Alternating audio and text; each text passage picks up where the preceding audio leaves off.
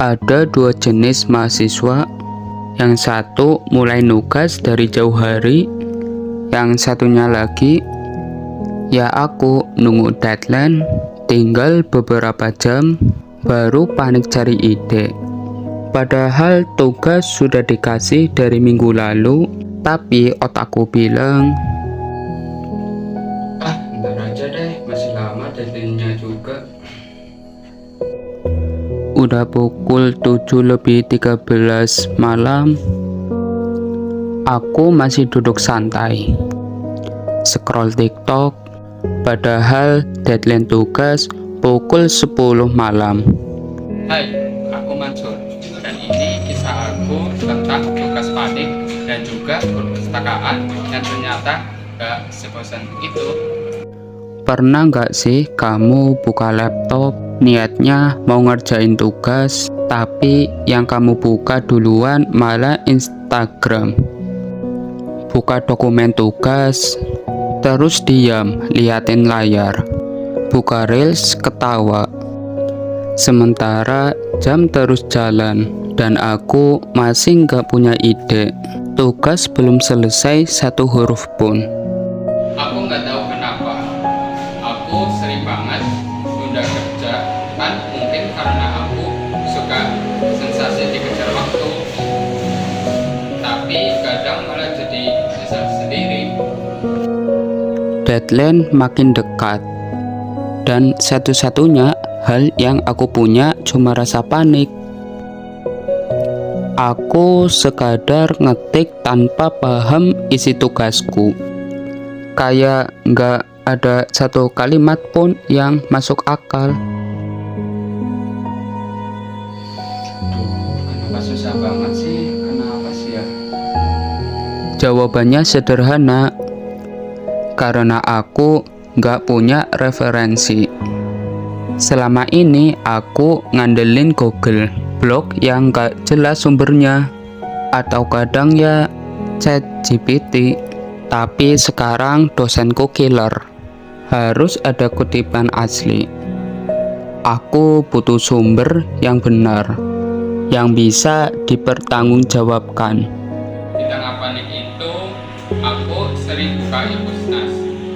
Ternyata banyak banget referensi bukunya. Tapi aku sadar kalau aku butuh referensi yang lebih nyata karena aku capek lihat layar terus. Dan saat itu aku berpikir, kayaknya ini saatnya deh aku ke tempat itu. Aku jalan cepat ke perpustakaan yang jaraknya cuma 10 menit dari rumah. Masih buka nggak ya?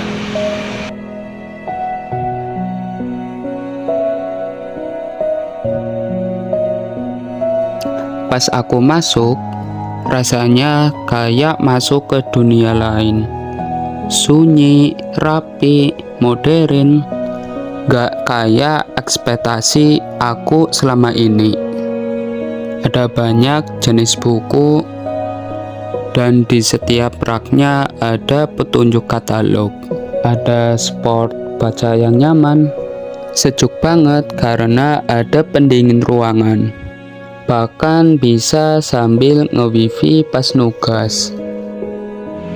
Selama ini aku pikir perpustakaan itu tempat yang ngebosenin. Tapi ternyata tempat itu modern banget dan menyenangkan. Aku cari buku lewat petunjuk setiap raknya. Aku bisa dapat banyak buku sesuai dengan referensi tugas aku. Aku ambil dari rak, buka cepat, dan wow, bahasanya jelas, isinya relevan. Dalam waktu 15 menit, aku bisa dapat lebih banyak inspirasi daripada sejam di Google. Aku ngetik cepat sambil baca buku. Rasanya beda, rasanya paham. Ternyata belajar bisa senyaman ini kalau tempatnya mendukung.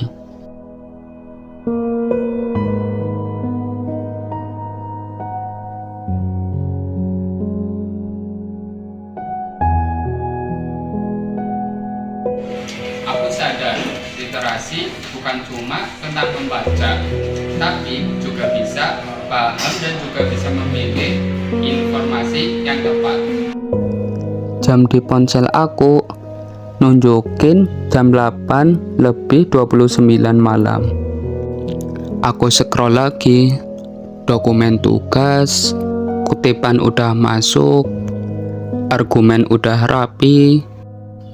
Tinggal satu hal, upload file dokumen. Klik 20:40. Deadline terpenuhi.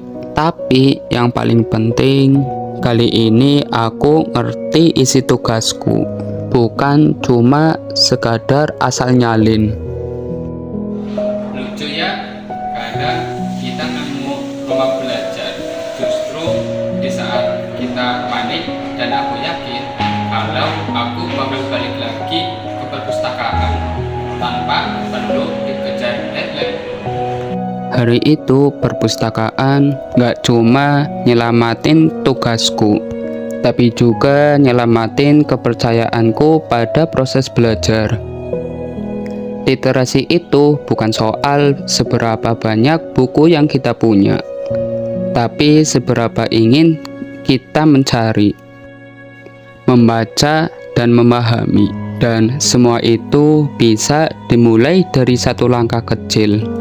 Berani masuk ke perpustakaan, tapi literasi harus tetap jalan.